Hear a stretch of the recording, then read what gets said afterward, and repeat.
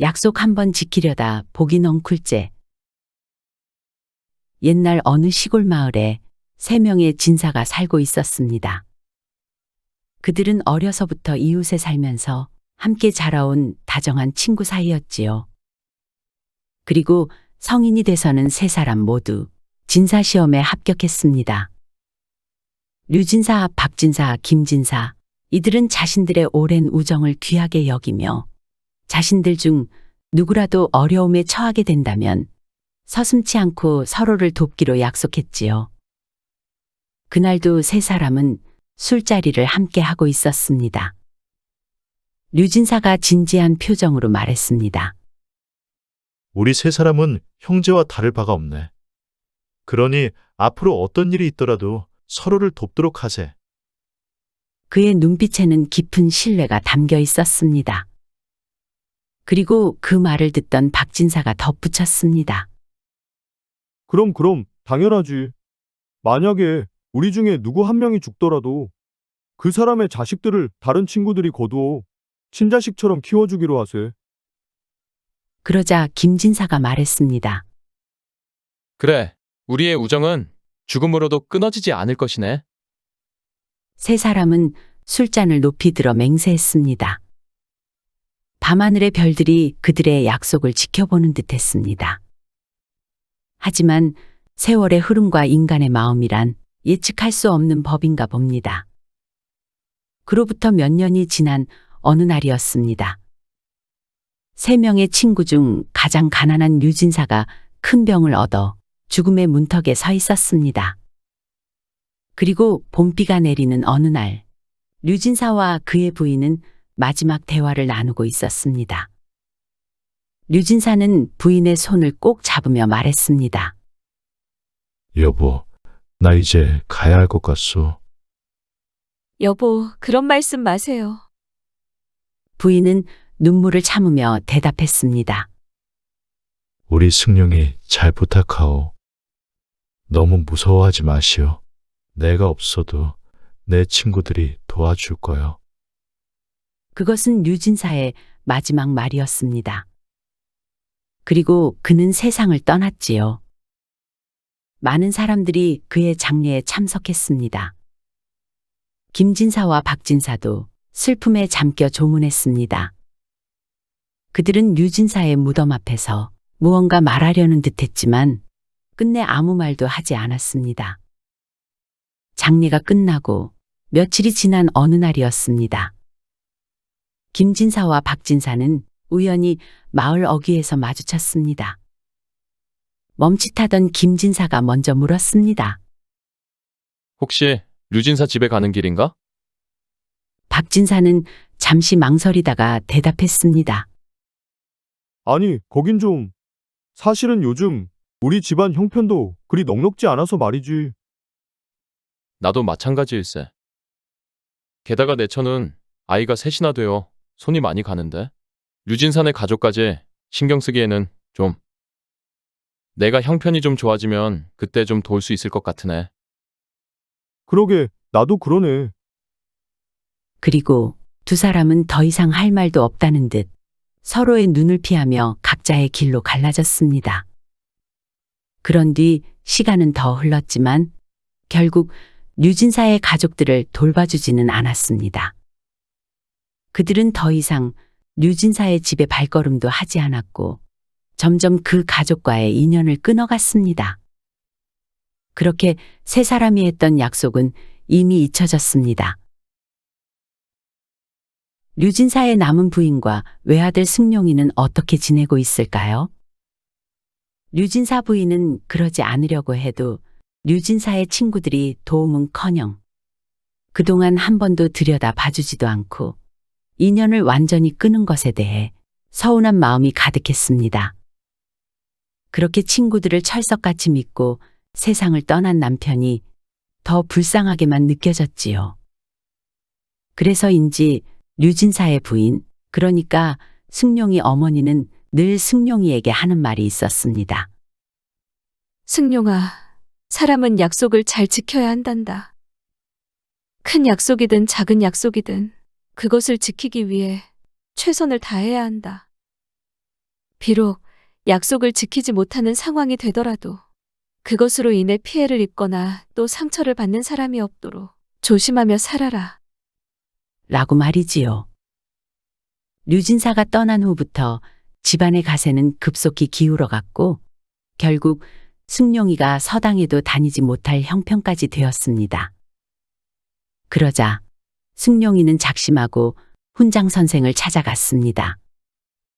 훈장 선생 앞에 선 승용이는 고개를 푹 숙이고 말했습니다. 훈장님, 죄송한 말씀이오나 저희 집 형편이 어려워져서 더 이상 강미를 내고 서당에 다닐 수 없게 되었습니다. 하지만 저는 공부를 계속하고 싶습니다. 라고 말하면서 글방의 허드렛 일을 도울 수 있게 해달라며 마당도 쓸고 책상도 닦고 먹도 갈아드리겠으니 그 대가로 여기서 글을 배울 수 있게 해달라고 애원했습니다. 훈장 선생은 잠시 침묵했습니다. 그의 눈에는 류진사의 모습이 어렴풋이 떠올랐습니다. 그래, 내 아버지는 학문을 중요하게 여겼던 사람이었지. 그런데 그의 아들이 공부를 그만둔다면 그것은 큰 손실일 것이다. 훈장 선생은 심각한 표정을 짓더니 다시 입을 열었습니다. 좋다. 허드렛 일을 돕되 대신 다른 아이들보다 2배로 열심히 공부해야 한다. 알겠냐? 예, 물론이지요. 감사합니다, 훈장님. 승용이의 얼굴에 환한 미소가 번졌습니다. 그날부터 승용이는 새벽별이 떠 있을 때 일어나 서당으로 향했습니다. 마당을 쓸고 책상을 닦고 먹을 갈아 준비했습니다. 다른 아이들이 도착하면 함께 글을 배우고 모두가 돌아간 뒤에도 훈장 선생의 심부름을 하며 늦게까지 남았습니다. 어느 날은 훈장 선생이 걱정스럽게 말했습니다. 승용아, 너무 무리하지 말거라. 아닙니다. 전 괜찮아요, 훈장님. 저는 반드시 과거에 급제해서 어머니를 편히 모시고 싶습니다. 승용이의 눈빛은 단단했습니다. 세월은 유수같이 흘렀습니다. 서당에서 글을 배운 아이들은 이제 과거를 볼 나이가 되었습니다. 마을에서 동문수학한 다른 친구들은 나귀를 타고 하인을 거느리고 과거길에 오르겠지만 승용이에게는 한양에 다녀올 노잣돈조차 충분치 않았습니다. 어느 날 훈장 선생이 물었습니다. 승용아, 이번에는 과거 시험 보러 가기로 한 것이냐? 승용이는 고개를 숙이며 대답했습니다. 글쎄요, 아직 방법을 찾지 못했습니다. 네 실력이라면 분명 좋은 결과가 있을 텐데 이렇게 안타까울 때가 있나? 훈장 선생의 눈에는 안타까움이 가득 서렸습니다.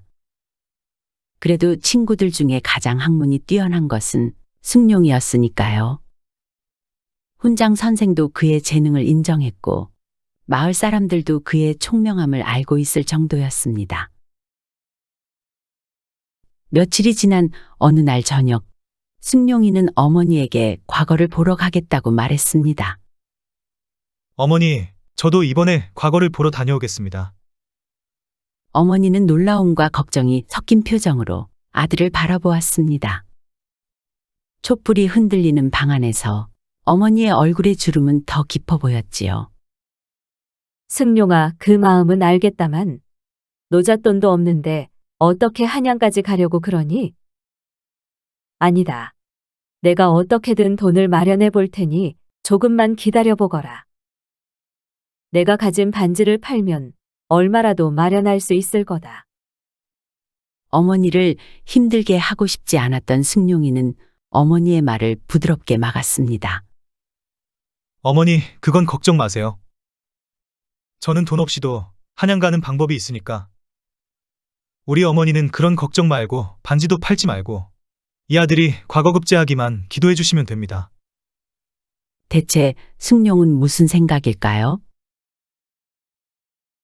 다음 날 승용이는 이번에 과거 보러 가는 친구를 찾아갔습니다. 어릴 적 서당에서 함께 공부했던 친구 중에 제일 잘 사는 상필이네 집이었지요.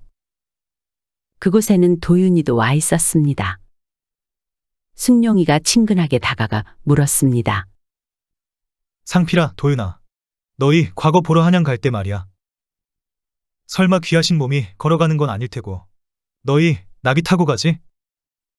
당연히 그렇지. 아버지께서 좋은 나귀를 마련해 주셨지. 그거야 나도 옛날에 준비해뒀지. 상필이와 도윤이는 자랑스럽게 대답했습니다. 그래, 그럼 그 나귀 고삐를 잡아줄 사람이 필요할 거 아니냐? 내가 돈은 안 받을 테니 내가 너희 나귀의 고삐를 잡아주고 가고 너희는 나한테 밥을 사주는 건 어떨까? 친구들은 눈을 동그랗게 뜨고 서로를 바라보았습니다. 잠시 후 도윤이가 말했습니다. 글쎄, 머슴을 데려가려면 돈이 들긴 하지. 어떤 놈들은 도둑질도 하고 중간에 도망도 간다고 하니 불안하기는 하지. 그래, 생각해보니 다른 머슴을 데리고 가는 것보다야 낫겠는데? 도윤이의 말을 듣고 상필이가 고개를 끄덕였습니다. 그리고 승용이가 학문이 뛰어나니 가는 길에 함께 공부도 할 수 있겠지 라는 얘기도 나누더니 서로 의논한 끝에 승용이의 제안을 받아들였습니다. 그래, 좋다. 그래, 함께 가자. 그렇게 며칠 후 승용이는 동문수학한 친구들과 함께 과거길에 올랐습니다. 이곳에서 한양까지는 장장 한 달이나 걸리는 긴 여정이었지요. 승용이는 괴나리 보찜에 어머니가 깨끗이 빨아서 정성스레 기워준 옷가지를 넣고 집신 10여 켤레를 매달았습니다. 그리고 친구들이 탄 나귀의 고삐를 잡고 길을 떠났습니다. 한양으로 오르는 길을 가는 동안 과거 시험을 보려는 각처의 양반과 자제들이 심심치 않게 모이게 되었고 충청도를 지날 즈음에는 10여 명의 무리로 그 수가 늘어났습니다. 이들은 주막에 묵게 되면 같은 방을 쓰기도 하고 같이 공부도 하며 길동무가 되었습니다. 그들 중에는 벌써 여러 번째 과거 시험을 보러 가는 이들도 있었고 부잣집 도련님도 있었고 승용이처럼 가난한 양반 집안의 자제도 있었지요. 이들은 한양으로 가는 긴 여정 중에 심심함을 달래기 위해 길장가 들기라는 내기를 하게 되었습니다. 내기의 내용은 바로 이러했습니다. 일행 모두가 순번을 정한 다음 그들이 가는 길에서 마주치는 여자에게 장가를 드는 것이었습니다. 그저 말로만 장가를 드는 것이지요.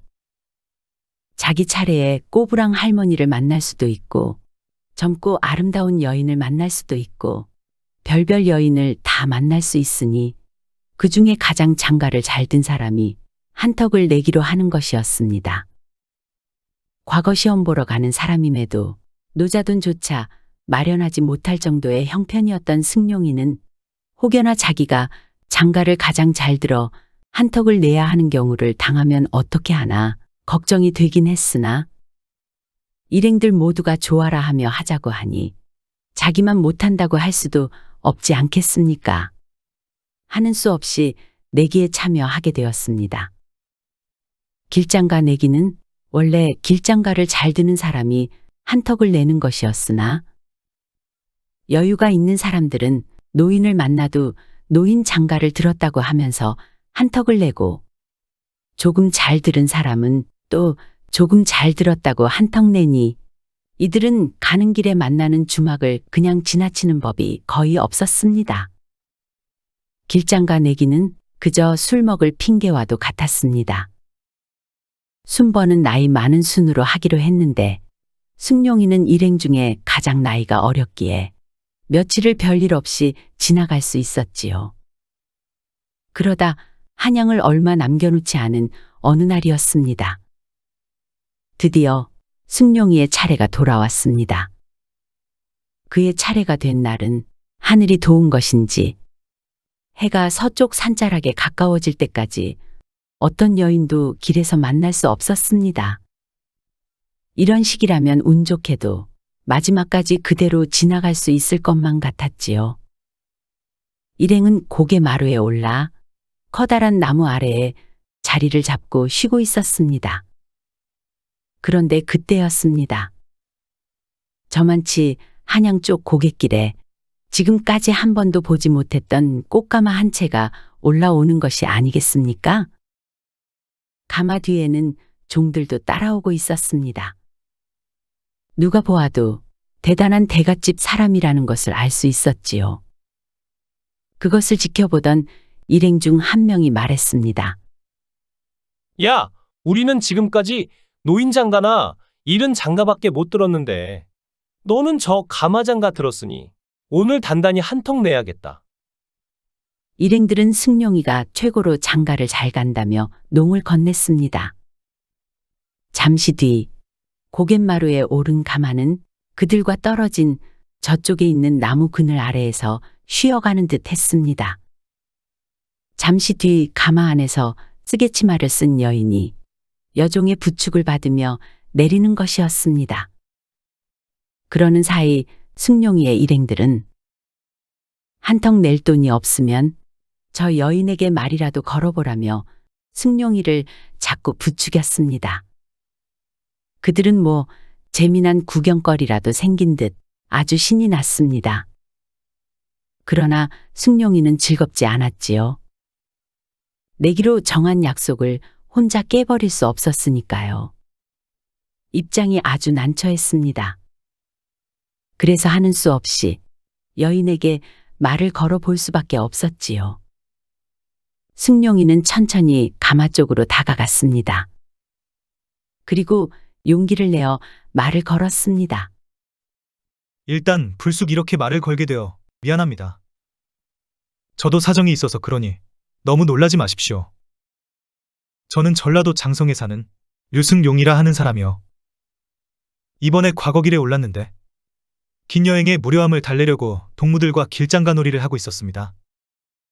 그런데 어쩌다 보니 그대가 내 상대가 되어 이런 곤욕을 치르고 있는 중이요.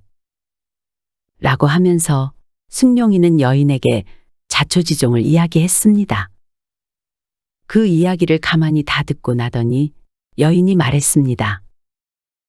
장가를 잘 드셨다면 한턱 내는 것이 당연한 일이겠네요. 마침 가마 안에 조금의 음식과 술이 있으니 그것을 내어드리겠습니다. 그리고는 여인은 여종에게 말했습니다. 여봐라, 술과 안주를 저기 나무 아래 있는 저 선비님들에게 대접하거라. 예, 아가씨. 그렇게 해서 음식을 가져다 주었습니다. 승룡의 일행들은 뜻밖의 음식들을 감사히 받아서 마파람에 개눈 감추듯 후닥닥 술과 음식을 먹어 치우고는 천천히 고개를 내려가기 시작했습니다. 승룡이도 여인에게 인사를 차리고 일행들을 따라가려는데 여인이 다시 말을 걸어왔습니다. 선비님, 혹시 한양에서 묵을 거처는 따로 있으신가요? 승룡이는 무심코 대답했습니다. 아니요, 없습니다. 아마도 동무들과 함께 주막에서 지낼 것 같습니다. 여인은 잠시 생각하더니 말했습니다. 그렇다면 저희 집에서 유하시는 것은 어떠시겠어요? 저희 집이 한양 안에 있습니다. 과거 시험 보실 때까지 며칠 남았으니 그동안 내내 머무르셔도 괜찮고요. 승룡이는 여인이 왜 이렇게 자신에게 잘해주는지 의아했습니다. 승룡이가 선뜻 대답하지 않자 여인은 안심하라는 듯 다시 말했습니다. 한양으로 과거 보러 오신 선비님이 저희 집 사랑방에 묵어가는 경우는 흔한 일이에요. 말씀은 참 감사하오나 사실 제가 동무들의 나귀를 끌어주는 일을 해주기로 했는데 제가 갑자기 따로 간다고 하면 그들이 좀 곤란해질 것입니다. 아, 그러세요? 그런데 그게 그렇게 중요한 건가요? 중요하다기보다는 약속을 했으니까요. 약속을 지키고자 그럽니다. 여인은 잠시 생각하더니 그렇다면 걱정 마십시오. 그건 제가 해결하겠습니다. 믿을 만한 하인을 붙여서 안전하게 모시라고 하겠습니다. 선비님도 과거 시험을 잘 보셔야 하지 않습니까? 어찌 피곤한 몸으로 시험을 잘 볼 수 있겠어요. 그렇게만 해주신다면 저도 마다할 이유가 없죠. 아니, 너무 감사한 일이죠. 그렇지 않아도 긴 여정으로 인해 몸 상태가 좋지 않았습니다. 어떻게 해서든 이 은혜는 꼭 보답하겠습니다. 세상에는 좋은 사람도 많이 있지 않겠습니까? 승룡이에겐 그저 감사한 일이지요. 그래서 여인의 친절을 받아들이기로 했습니다. 어둑어둑할 무렵 도착한 여인의 집은 으리으리하게 커다란 기와집이었습니다. 그리고 바깥 사랑채에는 이미 많은 손님들이 북적북적했습니다. 정말 그 여인의 말대로 이 집에서 묵어가는 사람이 한둘이 아니었지요. 승룡이는 그곳에서 혼자 쓸 작은 방 하나를 안내받았고 과거가 끝날 때까지 그곳에서 머물 수 있게 되었지요. 그리고 이 기와집의 주인은 이조 참이영감이라는 것도 곧 알게 되었습니다. 며칠이 지나고 드디어 과거 시험날이 밝았습니다. 승룡이는 일찍 일어나 정갈하게 몸을 씻고 새 도포로 갈아입었습니다. 지난밤 여종이 가져다 준 새 옷이었습니다. 이 옷은 참이 영감님께서 특별히 보내신 것입니다요. 과거 시험에 행운이 있으시길 바란다고 하셨습니다요. 승룡이는 감사의 인사를 전했고 이제 그 옷을 입고 과거 시험장으로 향할 준비를 했습니다. 방문을 열자 여종이 기다리고 있었습니다. 선비님, 우리 아가씨께서 요것을 전해드리라 하셨습니다요. 라고 하면서 작은 보따리를 건네주었습니다. 승룡이가 그것을 펼쳐보니 고급먹과 붓 그리고 종이가 들어있었습니다. 또한 작은 편지가 하나 놓여 있었고 그것을 읽어보니 오늘 과거 시험에서 좋은 결과가 있기를 기원하겠습니다. 청룡이 하늘로 날아오르듯 선비님도 높이 오르시길 바랍니다. 보영 올림. 보영? 그 여인의 이름이 보영이었구나. 승룡이는 가슴이 따뜻해지는 것을 느꼈습니다. 이조 참이의 딸이 자신에게 이런 관심을 보이는 것이 신기하면서도 기뻤지요. 그리고 승룡이는 그날 드디어 과거 시험에 급제할 수 있었습니다. 그런데 고향으로 돌아가기 전에 이조 참이 영감이 승룡이를 불렀습니다. 그래서 두 사람은 마주했습니다. 과거 시험에 급제한 것을 축하하네. 감사합니다. 방을 내주신 덕분에 편하게 잘 머물다 갑니다. 그래, 그것은 그렇고 내가 자네를 보자고 한 건 다른 용무가 있어서네. 승룡이는 긴장한 표정으로 참이를 바라보았습니다. 무슨 말을 하려는 것인지 짐작할 수도 없었습니다. 참이는 찻잔을 내려놓더니 입을 떼었습니다. 사실 자네와 우리 딸 보영이 사이에 특별한 인연이 있다고 들었네. 예, 특별한 인연이라니요? 아니, 참이 영감은 대체 무슨 말을 하려는 것일까요? 시간은 며칠 전 어느 밤으로 거슬러 갑니다. 참이 영감의 딸 보영이는 그날 밤 생시와도 같이 생생한 꿈을 꾸었습니다. 그것은 수양버들이 늘어진 깊은 연못에서 청룡이 승천하여 장성을 넘어 남태령을 지나 한양으로 날아오는 꿈이었습니다. 그런데 그 꿈이 너무나도 선연하여 다음 날 외가댁에 간다는 핑계를 대고 남태령 고갯마루까지 나와보게 된 것입니다. 그런데 그곳에서 한 선비가 다가와 전라도 장성에서 올라온 류승룡이라며 자신을 소개하니 보영이는 깜짝 놀라지 않을 수 없었습니다. 이름을 풀어보니 전날 밤에 자신이 꾼 꿈 그대로였으니까요. 장성에서 상경한 성은 류시요 이름은 승룡이라. 보영은 류승룡과의 인연을 이어가기 위해 준비해 갔던 술과 음식을 대접하고 자신의 집으로 데려온 것입니다. 그리고 그날 밤 보영은 자신이 꾸었던 꿈 얘기와 류승룡이란 선비를 만난 이야기를 참이 영감에게 한 것입니다. 신기하게 여긴 참이 영감도 승룡이가 과거에 급제하자 자신의 사위로 받아들이기로 마음을 정한 것이었지요. 참이는 승룡이의 눈을 똑바로 바라보며 말했습니다.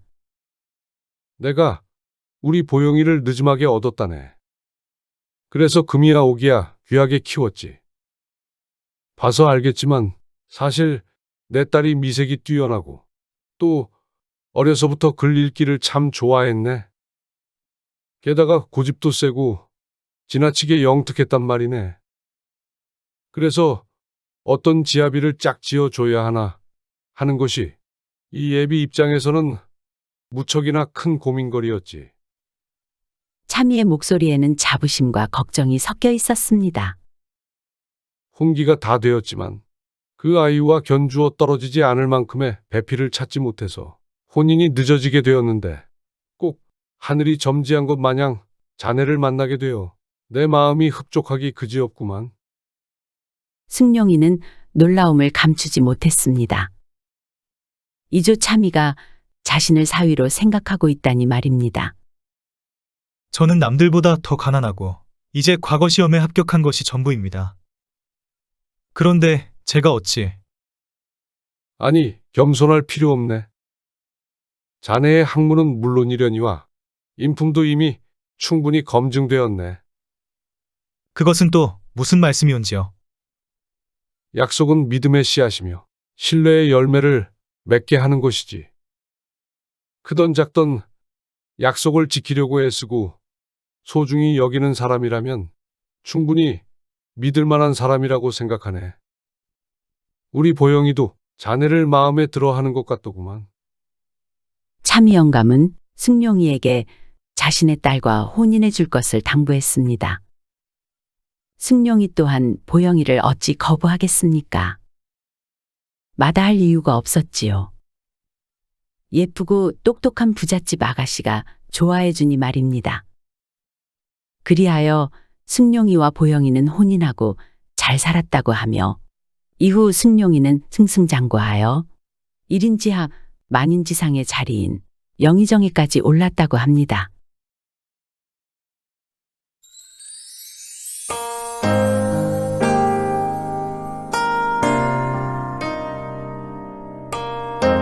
시청해주셔서 감사드립니다. 지금까지 사랑방 이야기였습니다. 항상 건강하시고 행복하시고 만사형통하시고 평안하시고 꽃길만 걸으시고 좋은 일들만 가득하시기 바랍니다. 마지막으로 구독, 좋아요도 눌러주세요. 더 재미있는 이야기로 찾아뵙겠습니다.